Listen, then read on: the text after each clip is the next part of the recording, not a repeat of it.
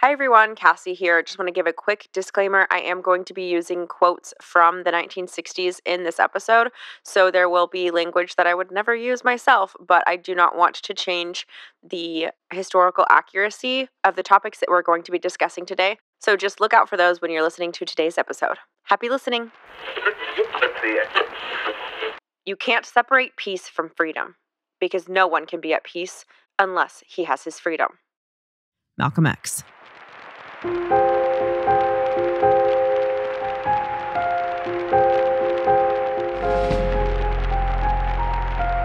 Welcome to Blood and Business.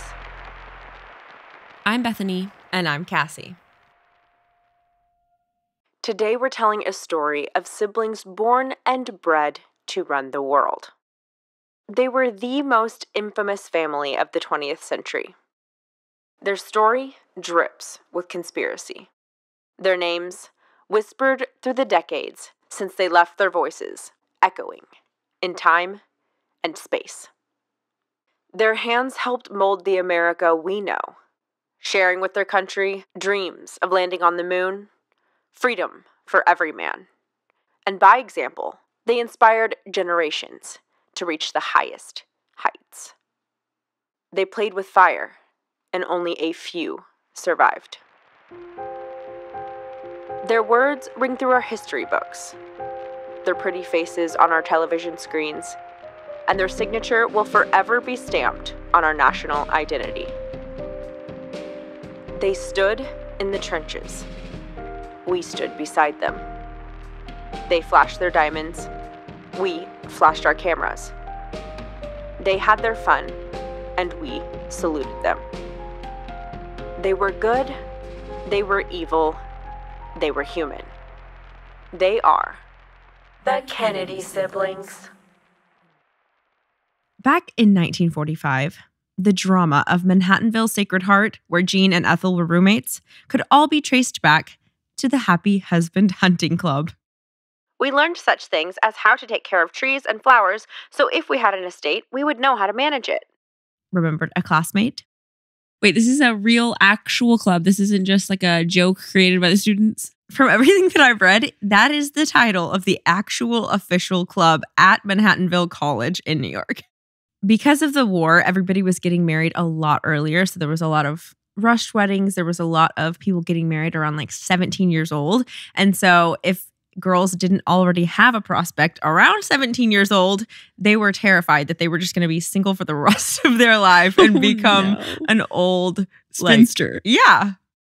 In fact, quote, I can remember Jean announcing that if she didn't have an engagement ring by the time she was 25, she was going to buy a gold ring and go all over Europe as a merry widow. A friend from school said. One evening, as Jean was leaving for a date, Ethel screamed down the corridor, "Get him to put a ring on your finger!" Jean couldn't really have been too concerned, though, because she grew up in a debutante society quite like her sisters, and though she wouldn't be presented in front of the king and queen as Rosemary and Kik had been, nor to British society as Eunice had been, she did have the opportunity to be debuted to New York's elite. Hello, Upper East Siders. Quote, Mother said I could come out in New York at Christmas, or I could go skiing. I went skiing. Jean recalled. The Kennedys and their matchmaking. So we've talked about how Kik picked Sarge for Eunice, and Eunice, in a roundabout way, picked Peter for Pat. Well, Jack's contribution was to try to set one of his sisters up with Red Faye. Needle in the leg, Red Faye. Yeah, that's him. Quote, Jack wanted me to fall in love with one of his sisters. He was kind of lining me up with Eunice. There was no one else around for her, and I was the logical one, close to her age. And I kept saying, God, Jack, if you want to pair me up, why don't you let me pair up with Jean? And that caused a little embarrassment. Jack said to his father, well, I think maybe Red and Jean would be a better go. And the old man said, no way. They went on a couple of dates, and then, with no explanation, Red stopped seeing her. Nothing for Jean yet. But that wasn't going to stop her from putting her matchmaking opinions out there.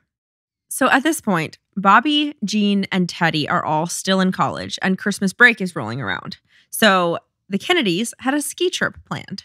Seems like one of their favorite vacations, was skiing. Definitely. So Jean just happened to invite her very best friend, Ethel, along to spend winter break in Canada. And Ethel just happened to spend most of that winter break in Canada alongside a scrawny and very socially awkward 20-year-old Bobby. Lawrence Lima reports that, quote, Ethel and Bobby looked as if they could have been brother and sister. With his scrawny build, antenna-like ears, great unruly mop of brown hair, and high-pitched voice, Bobby was hardly the beau of which students at Manhattanville dreamed. 17-year-old Ethel had a long triangular face, widely set eyebrows, high forehead, and a maladroit tomboyish quality. So complimentative. I know. Thanks, Lawrence Lemur. At first, Bobby was intrigued. After the trip, Bobby invited Ethel to experience a Harvard weekend. But once he met Ethel's older sister, Pat, quote, he decided that the Skakel he was interested in was not named Ethel. Pat was not an adolescent prankster. Ethel was totally taken with Bobby. Ethel did not give up, and neither did her friend. This has been the story of Bobby and Ethel and Jean. That is pretty much how the story went and how it is going to go. Jean invited Ethel to come help with Jack's 1946 campaign in Boston, and Ethel rang doorbells and passed out flyers with an energy that matched the Kennedys. Ethel was a Skakel, but Ethel was a Kennedy.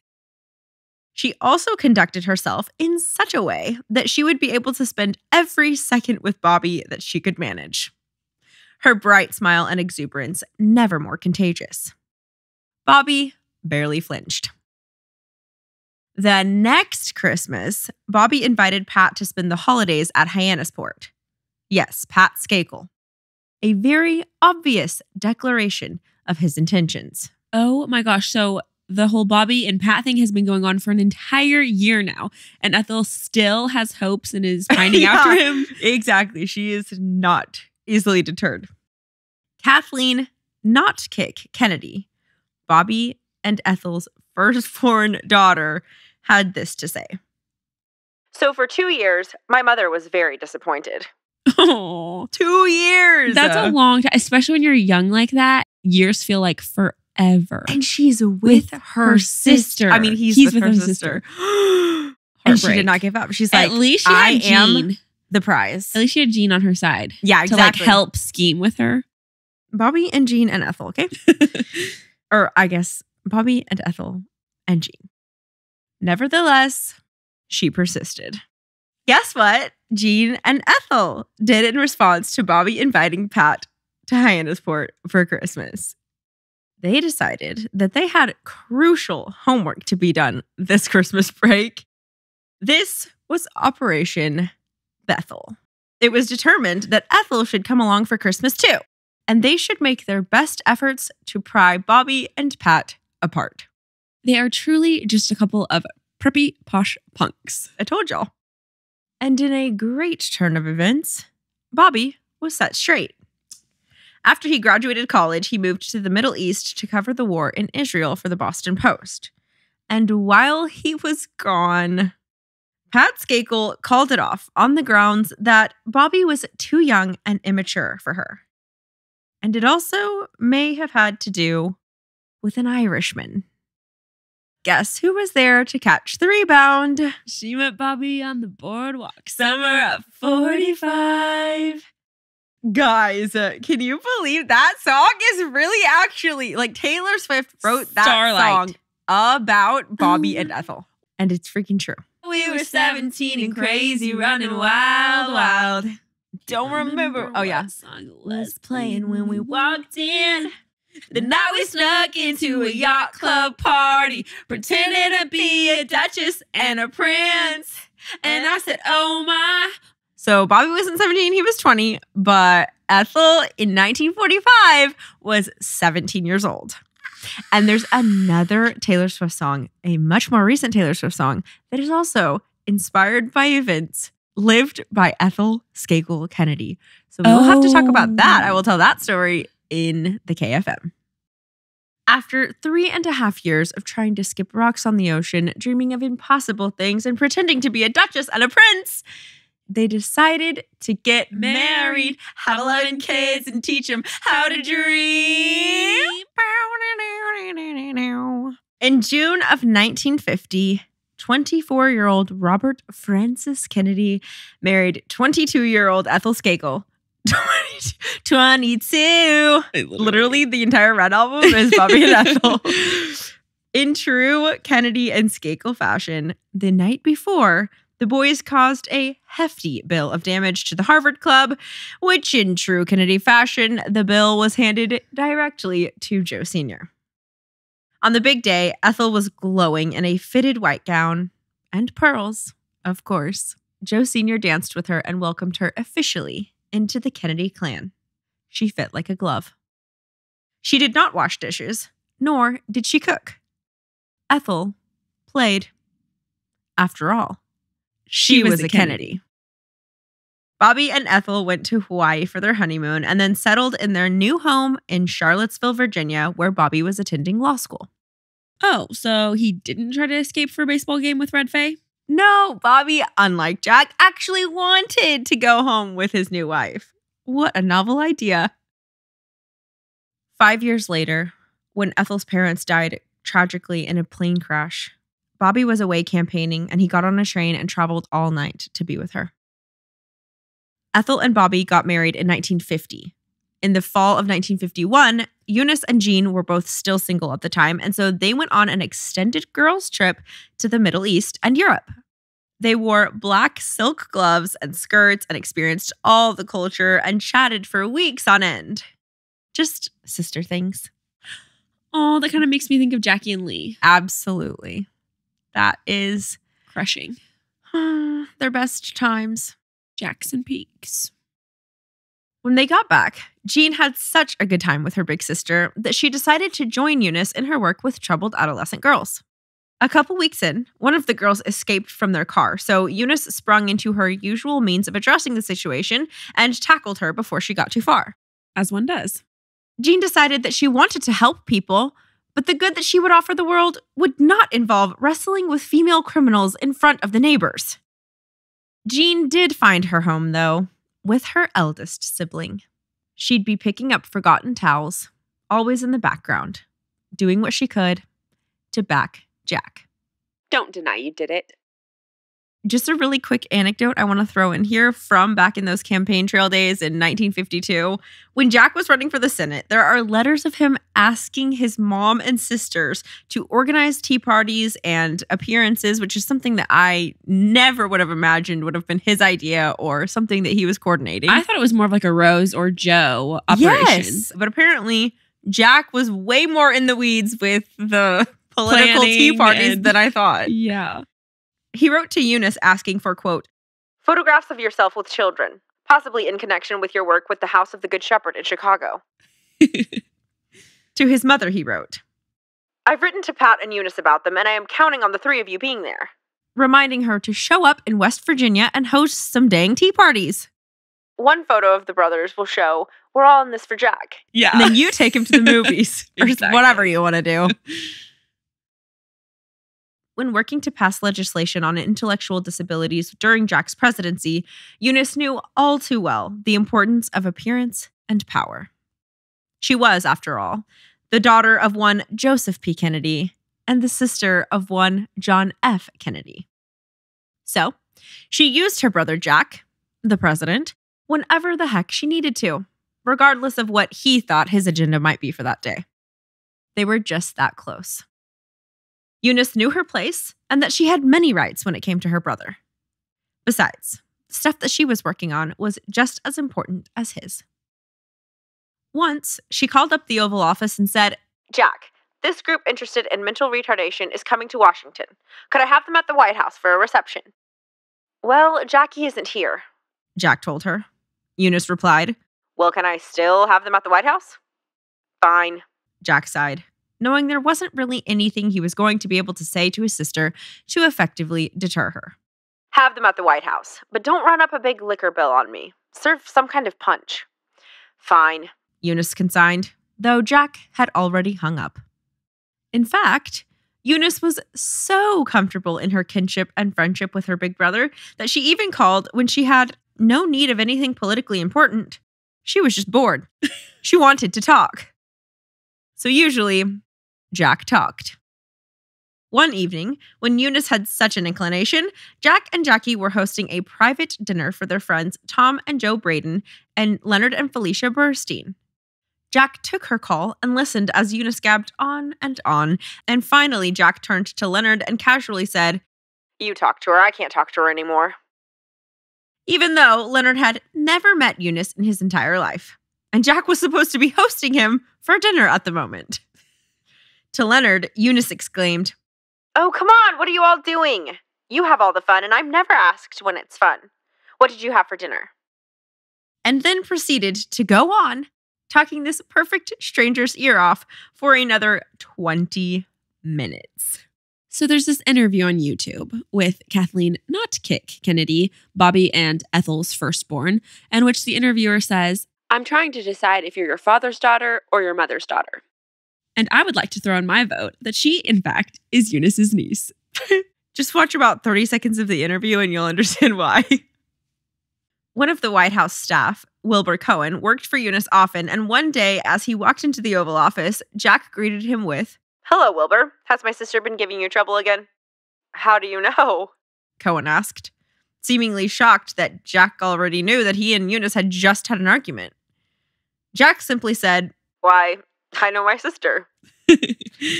"Oh, because he loved his brother." Well into the 1950s, when it seemed that every single one of her siblings were getting married, Jean still didn't have any prospects. And she was well past 17. She had endless career opportunities, though, and she had her family. And that was quite enough for now. Like she did with Jack and Eunice, Jean was able to work with almost all of her siblings and join in each of their worlds. Jean is the ultimate baby sister. It's true. One of her opportunities came through a serendipitous connection at Jack and Jackie's wedding. She met Father James Keller, one of the most prominent priests in the nation and the founder of the Christophers. The Christophers are a Christian group dedicated to inspiring and influencing the world with the Chinese proverb, quote, "Better to light one candle than to curse the darkness," at their helm. Wow, that reminds me of what we talked about in KFM 12. As Meep Geese said, "Anyone can be a small light in a dark room." The week after she met Father Keller at Jack's wedding, Jean marched into his New York City office at 18 East 48th Street and promptly told him that she would like to work for him full-time without pay on any task he deemed fit. Quote, "The idea of doing something for other people came from my parents. They both believed very strongly that those to whom much is given have responsibility. They both felt that we had a real responsibility for some kind of public service. And in fact, the innately talented and successful had a responsibility to help them." So maybe instead of canceling Nepo babies, we can just expect more from them. The task Father Keller saw fit for Jean was to go to LA to work on their brand new TV show, The Christopher Hour. This was during Pat and Peter's first year of marriage, so Pat was already out there, and Jean was going to be out there, so Eunice and Teddy, along with Teddy's college roommate, all flew in and crashed at Pat and Peter's house. The three sisters hadn't seen each other in a long time, and they were absolutely darling. No one got a word in edgewise. They didn't care who else was around. Peter would come up and try to interrupt the conversation, but they were like sorority sisters off among themselves. It was just incredible. They had all been around the world, done all kinds of things, but they just came together like three kids. Claude E. Hooten Jr., Teddy's college roommate who had a crush on Jean. This is Jean. Quote, "We had such a very good time with each other. My family were my best friends, and I was very close to Bobby and Teddy. I mean, we all had such a good time that we didn't really want to marry. I'm surprised that any of my kids got married." Joe Sr. He's honest. Finally, in 1955, at 27 years old, Jean felt that maybe she would like to be married. "I do like marriage." She met a New York businessman who was more Irish than her own father. Stephen Edward Smith, quote, "Could sing the old Irish songs with heart and soul and listen attentively to the twice-told tales of immigrant life. His grandfather, William Cleary, had worked on the Erie Canal and had scrimped and struggled to buy a tugboat that became the fleet managed by the family company. Wow, that's super similar to the Kennedy story. He was also already familiar with politics, as it ran in his family bloodline, too. His father had been a 3-term congressman. Family business and politics and Irish heritage. Seems like a match. But we're still missing one thing. Was he Catholic? I have searched high and low, and I cannot find such an answer. So many of you, Most of you, I think, have been Kennedy experts for years and years and know much more than me and Bethany do. So if you know anything about Jean and Stephen's relationship, and if Stephen grew up Catholic, DM us on Instagram, message us on Patreon, let us know, and we'll update everybody. Here's Jean. Quote, Daddy gave me the choice of a big wedding and a small present, or a small wedding and a big present. She chose in the same fashion with which she chose the ski trip over the debutante debut to society and received an enormous diamond pin. Although Jean and Stephen were married on May 19th, 1956 in St. Patrick's Cathedral. So I'm not sure how small of a wedding that actually was. But I guess for Kennedy standards. And guess what? Eunice was married there too. I'm talking about the legendary St. Patrick's Cathedral on 5th Avenue in Manhattan. At Jean's ceremony, Teddy gave a toast to his closest big sister. He started his speech by telling about what it was like being the youngest kids out of so many and all with such big personalities. One symptom of that was always being shuffled around and giving up his bed to one guest or another. One time, he even had to sleep on the massage table in Palm Beach. So they are the Kennedys, yet they don't have enough beds for their son to be able to sleep on a mattress. And actually, fun fact, they did not update the house at all since when they bought it in the 20s. And it didn't have heating or air conditioning. They could have moved or built onto Hyannisport. Or completely renovated it, Jackie style. Because they bought these houses when Joe had just become a millionaire. Just barely tapped into his fortune. And then they made way more money than that later on. And then Jack just becomes the president and they still have no air conditioning. I was up at Hyannisport and the same thing happened. Jean said to me once, "Listen, Teddy, I know that you've been going through all this and we're going to sail up to Maine. I want you to have a room by yourself and come along." I got on the boat and I had my room decorated and thought, that was awful nice of old Jeannie to do a thing like that for me. We were just about to cut away. We were actually in motion already, and a couple came down the dock waving, Hey, Jeannie, we finally made it!" "My gosh," Jeannie said, "we're going to have to change. You'll have to sleep with me." That was the first time in my life I slept with my sister. Or with any woman. That's good old Jeannie. The entire reception hall erupted with laughter, and Jean covered her face in embarrassment. Interestingly, once Jean had her 2 sons, Ethel and Bobby's house started to look quite overwhelming. Quote, "For Ethel's children, all life was to be experienced. If that meant dumping a live fish into the swimming pool in Palm Beach, or turning the basement at Hickory Hill into a menagerie, well, that was just fine. Whatever messes resulted, the latest maid, nanny, lackey, or Kennedy hanger-on would clean it up. Her kids were Kennedys too. And the grounds were a boot camp where the children competed in everything from football to tree climbing to running with all of the competitive fervor of their father." And so, Jean's kids saw a lot less of their Hickory Hill cousins growing up and a lot more of their White House cousins. I had a baby boy then, and with a new baby, that was my life. Jackie's children were the same age, and so I went to the White House a lot, and we played together, and I did a lot of things. My husband and the president got along very well. They were good friends, and so we did much stuff together. It was that kind of life. The trouble was Stephen's relationship with alcohol. And like the rest of the Kennedy family, we suspect with other women. There is a seemingly elusive story in Lawrence Leamer's book, The Kennedy Women, about when Jean was visiting Pat and Peter in California, and Ebbins, Peter's manager, was talking and hanging out with them, and then Jean just erupted in like a fit of crying. And he was like, wait, what did I say? I'm sorry. And they said, oh, no, she's fine. She just does that. So it seems like Jean was really struggling at certain points in her married life. And I'm not sure exactly what it was attributed to, but I suspect it was Stephen's drinking and probably infidelity as well. But it seems like she didn't feel she was able to talk about it much. And then, to make life even darker, tragedy struck the Kennedy family again. The cornerstone, the patriarch, the one who was always taking care of each of them, would never be able to do so in the same way ever again. We will tell the full story of Joe Sr.'s stroke in next week's KFM, how every one of his kids rushed to his side without question. But in the middle of the Cuban Missile Crisis, Jack lost the dad he had always known and the strong presence that had always had his back. Jack had been around long enough, however, to know that he didn't have to allow illness to take what it didn't actually take. Though Joe Sr. could no longer walk or talk, he was still in there, sharp and opinionated, and as Joe Sr. as he ever was. And so, quote, I called the White House every morning and said that Mr. Kennedy wanted to talk to the president.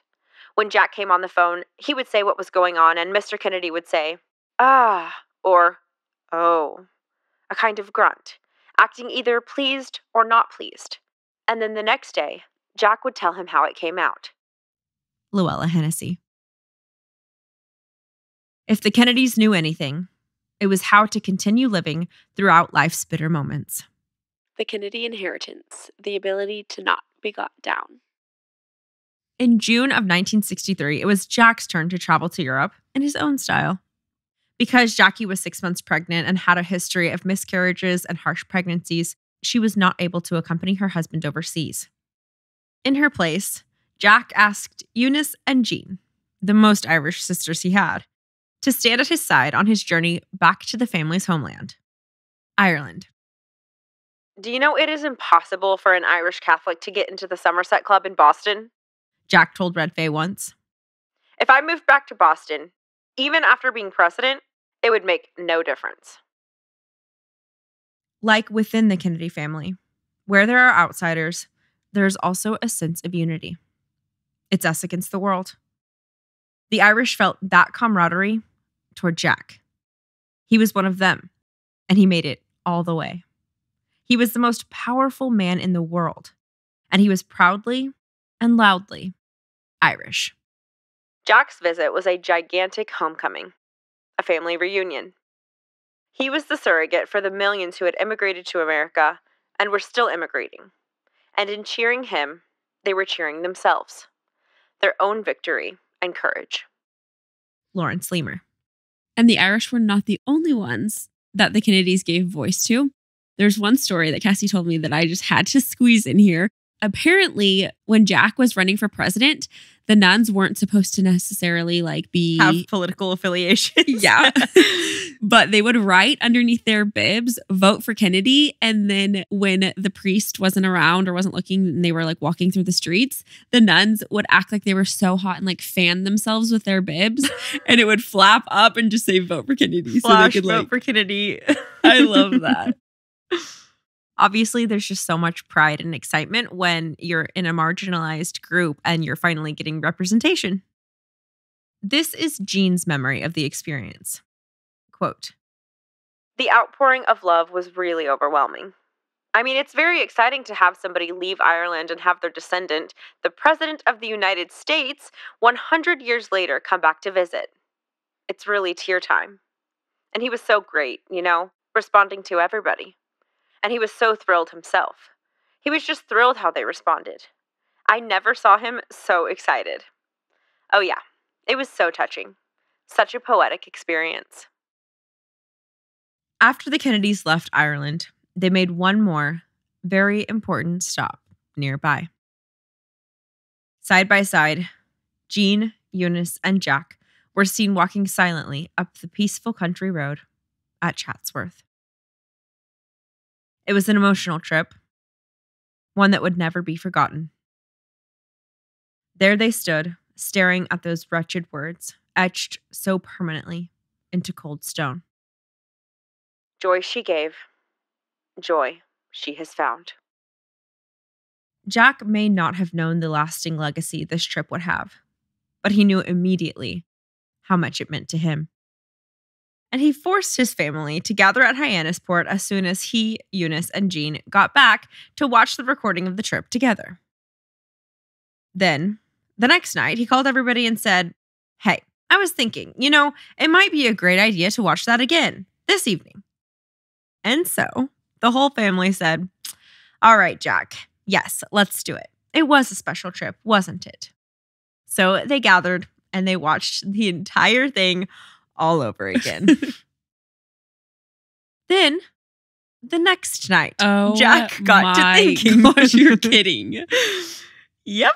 So the entire Kennedy family, for the third night in a row, gathered around to watch Jack's Ireland vlog. Oh, because they loved their brother. Throughout all of this, Jack's presidency, there are about 12 timelines and storylines running at all times. It's a big reason why Jack, in order to survive, compartmentalized himself to an extreme. Quote, No one ever knew John Kennedy. Not all of him. Charles Bartlett. Not Bobby, not Rose or Joe Sr., not Honey Fitz, not his closest cabinet officers. Not a single person ever knew all of John Fitzgerald Kennedy.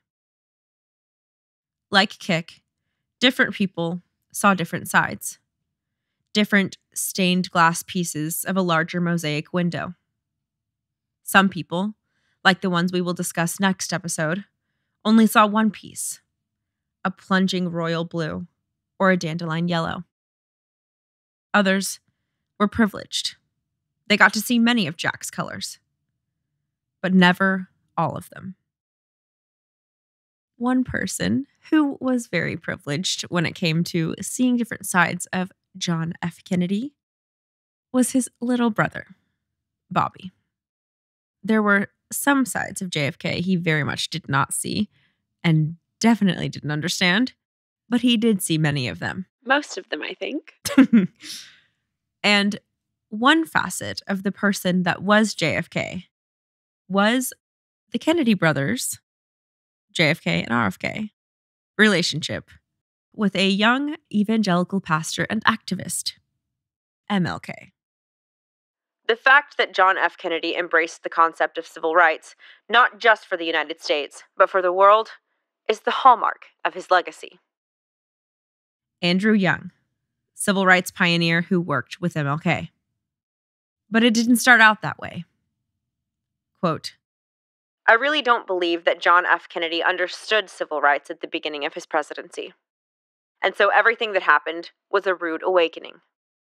But he knew what was morally right. Andrew Young. Here's MLK on JFK. In the election, when I gave my testimony for Kennedy, my impression then was that he had the intelligence and the skill and the moral fervor to give the leadership we've been waiting for and to do what no president has ever done. Now I'm convinced that he has the understanding and political skill, but so far I'm afraid that the moral passion is missing. Jack was pushing for integration during his first few months as president, but it seemed like a token prize compared to what the Black community knew that they deserved. In March of 1961, a controversy sprung up in Charleston, South Carolina. A Black member of the National Civil War Commission was planning to attend an event at Fort Sumner and had no place to stay. He tried every hotel. None of them welcomed him. Jack was notified of the injustice and immediately wrote a letter to General Ulysses S. Grant III, the head of the commission, asking for equal treatment of all of the commission members. The response was that Kennedy had no right to intrude into the privately owned hotel operations and that the commission had no business interfering in racial matters. John F. Kennedy, President of the United States, was unable to convince any Charleston Hotel to cooperate. And so the commemoration dinner was moved to a nearby U.S. naval base that segregated its personnel. That right there shows you what RFK, JFK, MLK, the Black community, what they're up against. The freaking president of the United States and Jack, with all his charm, cannot get people to move. Jack was mortified. This event, layered on top of his lack of understanding of civil rights, caused him to shy away from confronting racial issues for the remainder of his early presidency. MLK, even after the Kennedys freed him from prison during the campaign, was not invited to the inauguration, nor was he invited to a meeting of civil rights leaders in Bobby's office in March of 1961. A King biographer, Taylor Branch, explained that King's name was too sensitive at the time, too associated with ongoing demonstrations that were vexing politicians in the South. Jack wouldn't even meet with King privately. He denied King's request for a private meeting due to the, quote, present and international situation. It's almost as if Jack had to experience things for himself in order for the reality of the issue to land at all. Similar to how he reacted to people wanting him to address the disability community and move forward with that in the early years of his congressional career. He was the same way with civil rights. It was almost a mirror image. When the Kennedy administration finally chose to intervene on behalf of the Freedom Riders, they did so at a significant political cost, according to PBS. And I'll pause right there. Does everyone know who the Freedom Riders were? Let's lay it all out and start at the beginning. Well, not the very beginning, but a little bit further back. In 1960, due to restrictive and racially discriminatory voter registration practices, the overwhelming majority of voters in the segregated South was white. Does everyone get that? Because the voting registration regulations, all of that stuff, were completely corrupt, most of the people who were able to vote in the South were white. Quote, this block of voters, the so-called Solid South, was key to the fortunes of the Democratic Party. What? The base of the Democratic Party was the essentially white voting South, said journalist Evan Thomas. That is why, when the Kennedy administration aligned itself with civil rights, it was at the expense of a huge chunk of their support in the segregated South, which is why Bobby was terrified to make a move for MLK and get him out of jail just 2 months before the election. And thanks to JFK and LBJ, the Democrats lost the support of the Solid South in national presidential elections for most of the next half century. Oh. And I'm guessing you can understand why. So that's why we think of the South as red. It was during JFK's presidency that they literally flipped the voting white South, flipped from being blue to being red. So in our lifetime history, it has been red. I wonder if that's like just really... This is why. So the Freedom Riders. The Freedom Riders were a group of Black and white civil rights activists who participated in freedom rides. They were bus trips through the South in 1961 to protest segregated bus terminals. When the bus stopped, instead of walking around the freaking building to the back of the terminal, they walked in the front and used the whites-only restrooms and lunch counters. As you'd expect, just as they made it into the Deep South, the Freedom Riders were arrested by police and beaten horrifically by white protesters. However, in their goal, they were successful. The events gained international attention and spread awareness about the civil rights movement across the nation and into the White House. The Kennedys were not racist. That is largely acknowledged. They valued people in a profound way. But at first, they were unwilling to throw their hat too far into the ring. And isn't that just as bad? And aren't we all guilty of that? This will be discussed further in KFM 16. So all of that happened in March. And then finally, by the end of April 1961, the White House agreed to a secret, off-the-record discussion between King, Bobby, and several Justice Department officials in a private dining room at the Washington Mayflower Hotel. MLK was able to go back to the White House afterwards and got a few minutes of private discussion with Jack. And Bobby gave him the private phone numbers of Justice Department officials John Siegenthaler and Burke Marshall with permission to call them anytime voter registration workers got in trouble and could not get through to the FBI. It sounds promising. Kind of. A few months later, the Freedom Riders had set off on their protest ride.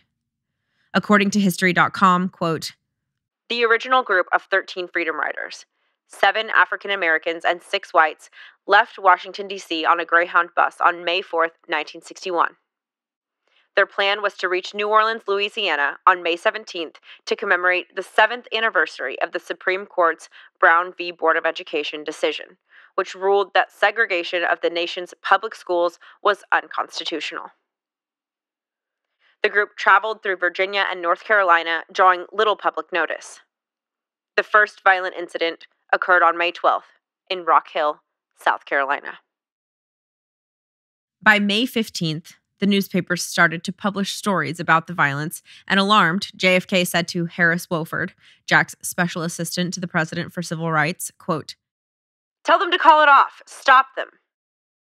When the Freedom Riders, badly beaten, did call off the rest of their trip on the bus and diverted to the Birmingham airport, they were trapped by bomb threats.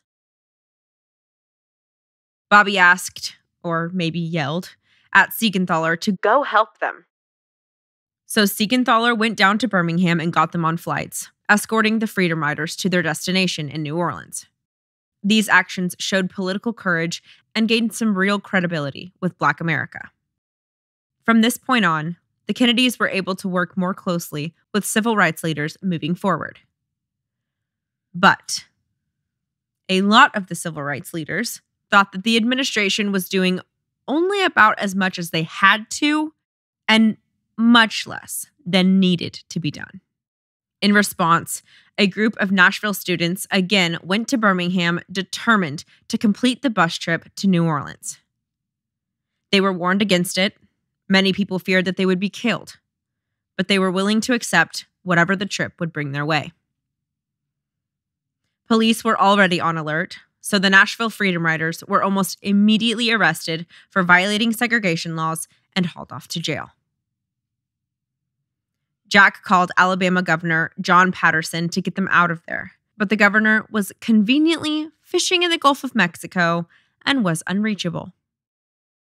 Jack was like, yeah, no, that is not going to work. So he called again, and Patterson just sent a more direct message through his secretary to the President of the United States that he was not going to talk and that he was not going to help.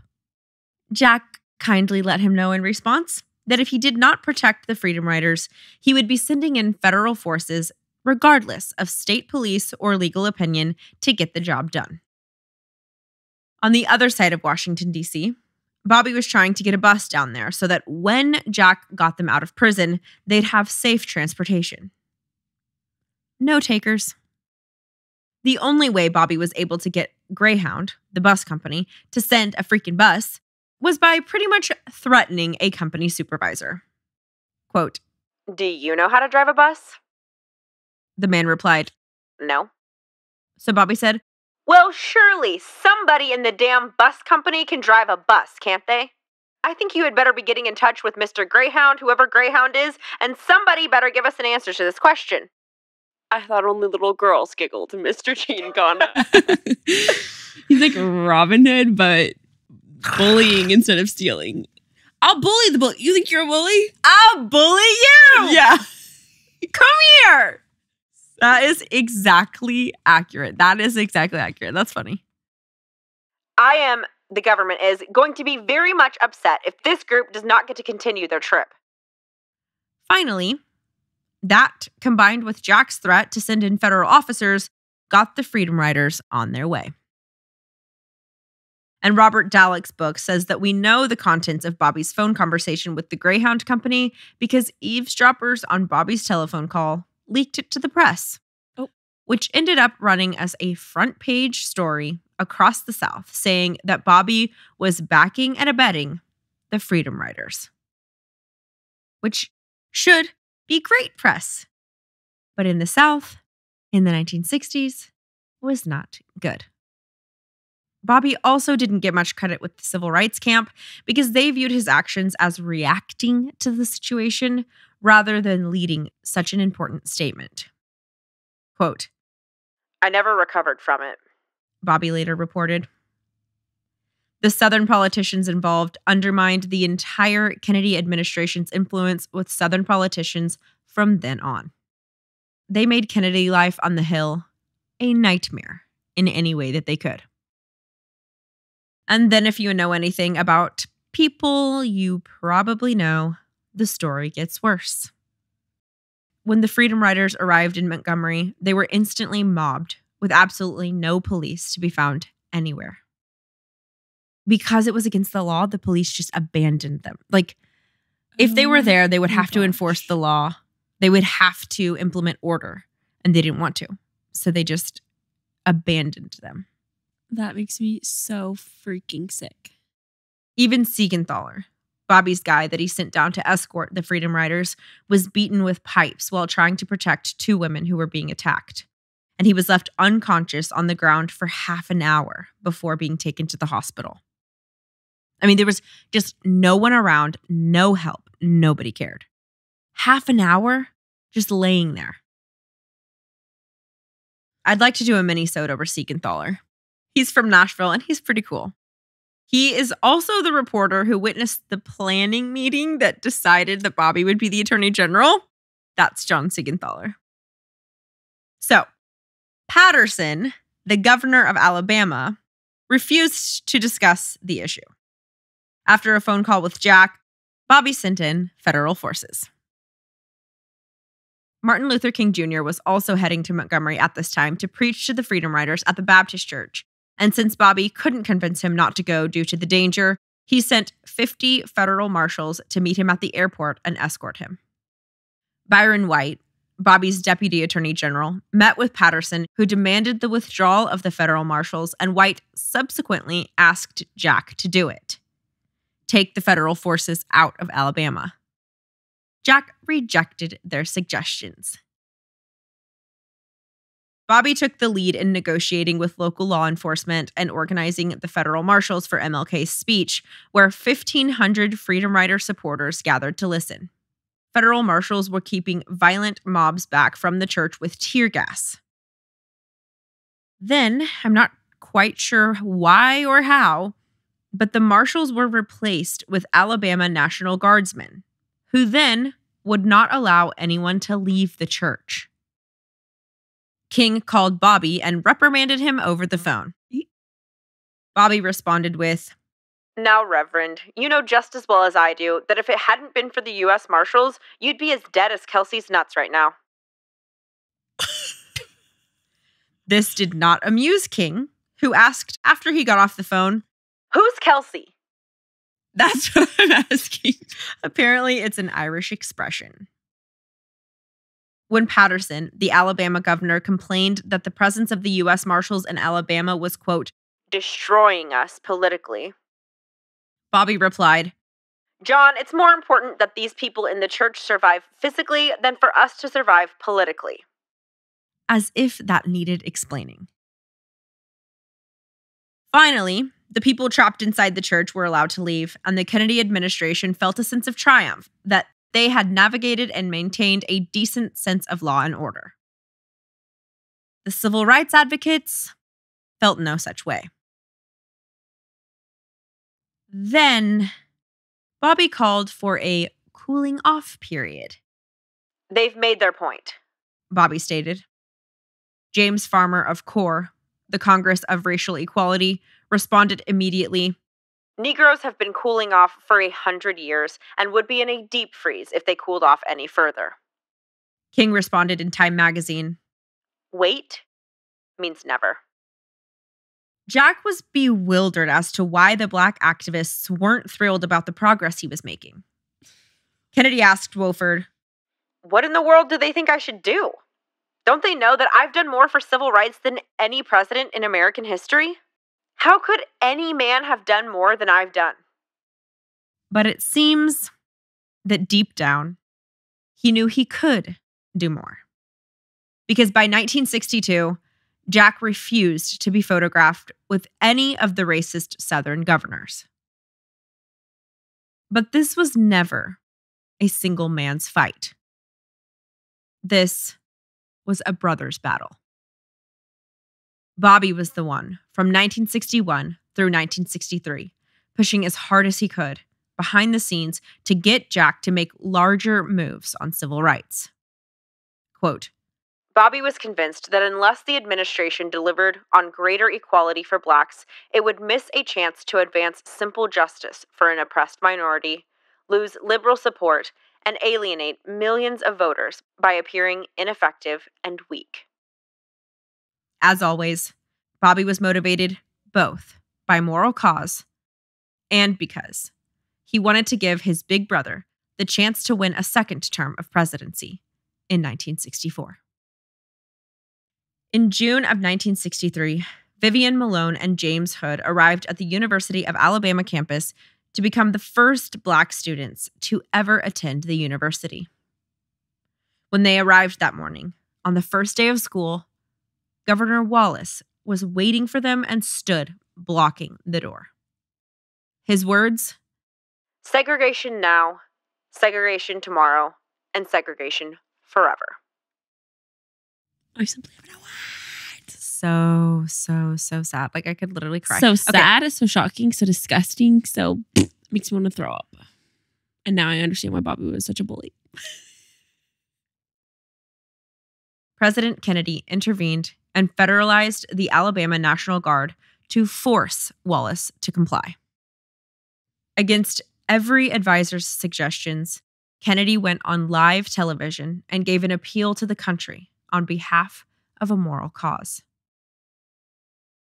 Bobby was the only one out of his entire cabinet that supported this decision. We are confronted primarily with a moral issue. It is as old as the scriptures and is as clear as the American Constitution. The heart of the question is whether all Americans are to be afforded equal rights and equal opportunities. 100 years of delay have passed since President Lincoln freed the slaves. Yet their heirs, their grandsons, are not fully free. They are not yet freed from the bonds of injustice. They are not yet freed from social and economic oppression. And this nation, for all its hopes and its boasts, will not be fully free until all its citizens are free.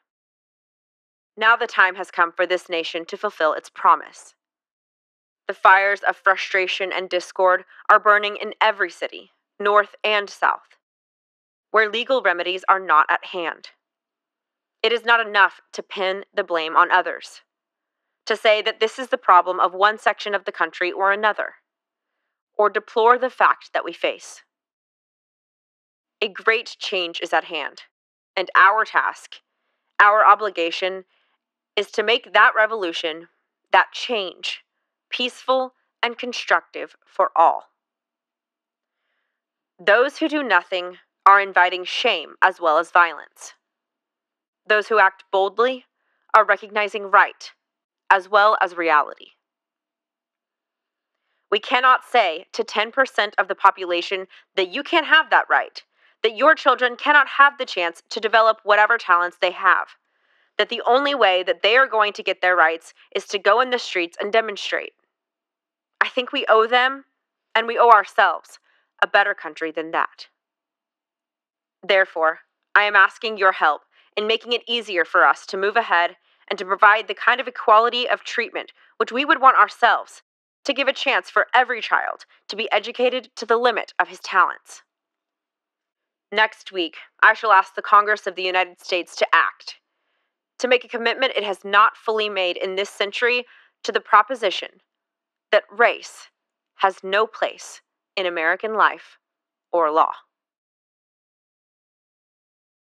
And the following week, on June 19th, 1963, Kennedy asked for the most bold civil rights bill in the nation's history. He proposed the Civil Rights Act of 1963, which would ensure that any citizen with a sixth grade education the right to vote, and to end segregation in public facilities.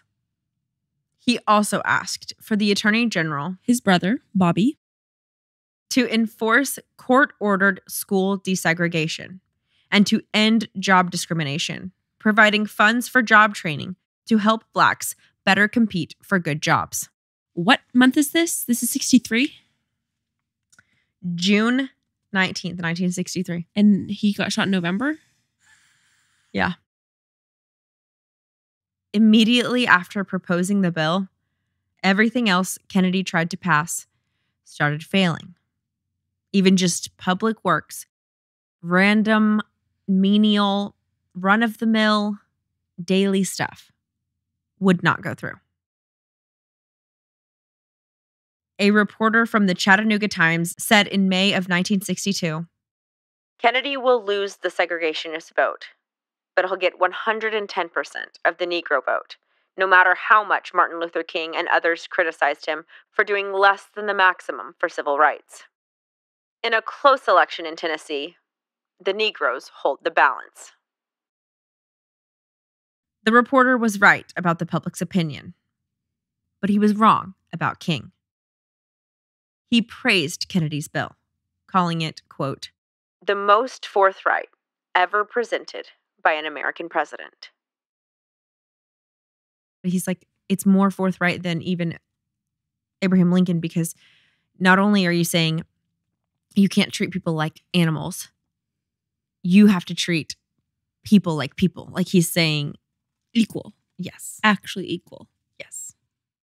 He predicted that they would, quote, take the nation a long, long way towards the realization of ideals of freedom and justice for all people. If they got the chance. I still do not think I have grasped just how risky and alone Jack and Bobby are in this, because earlier, well, right now, it's like making me think about his assassination that's about to happen in 5 months. But also earlier, you said that even the people that were in his cabinet that Jack elected himself or appointed himself to have his back and to think similarly to him and what he believed was right, abandoned ship, completely aborted mission when it came to civil rights. it was truly Jack and Bobby alone on an island, because the civil rights activists weren't fully in support of the way that they were operating, and they didn't have any of the political support.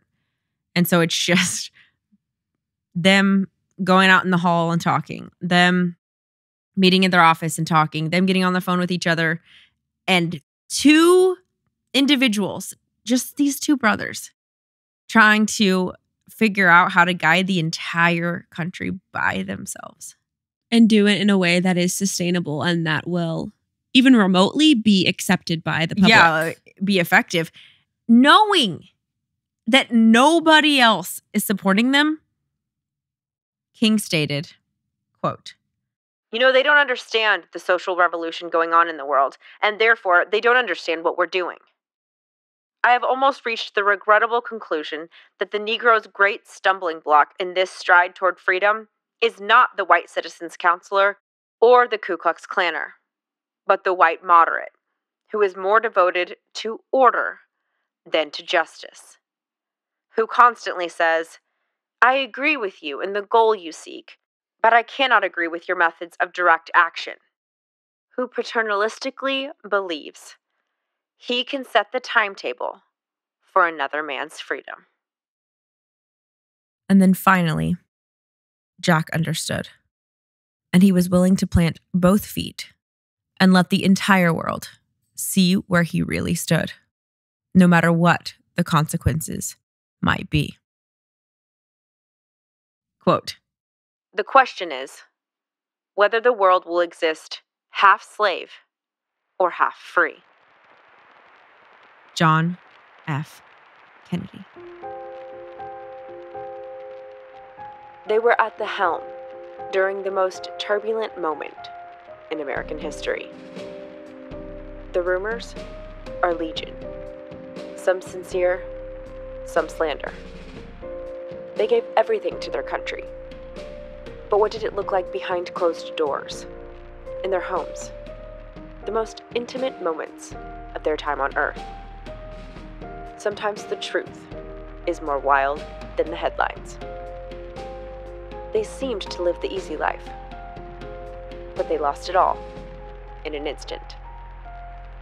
They ran faster, worked harder, burned brighter, and then they were gone. You have just listened to the Kennedy Siblings, Episode 16. from Blood and Business. Thank you all for listening to today's episode. If you enjoyed it, please give us a review on Apple, rate us on Spotify, and share Blood and Business with a friend or a sibling. If you'd like to support the show, the best way is to become a patron of Blood and Business. You will get bonus content every month, including a monthly bonus episode, interactive main episodes, and behind-the-scenes footage. To keep up with us day to day, you can follow us at Blood and Business on Instagram and TikTok. You can find the link for Instagram, TikTok, and Patreon in the show notes below. Thank you so much for the support, and we will see you back here next week for your regularly scheduled programming on Blood and Business. The main source for this episode was An Unfinished Life, John Fitzgerald Kennedy, by Robert Dallek, and The Kennedy Women, by Lawrence Leamer. To see a complete list of sources for all Blood and Business episodes, head on over to Patreon for a free PDF download.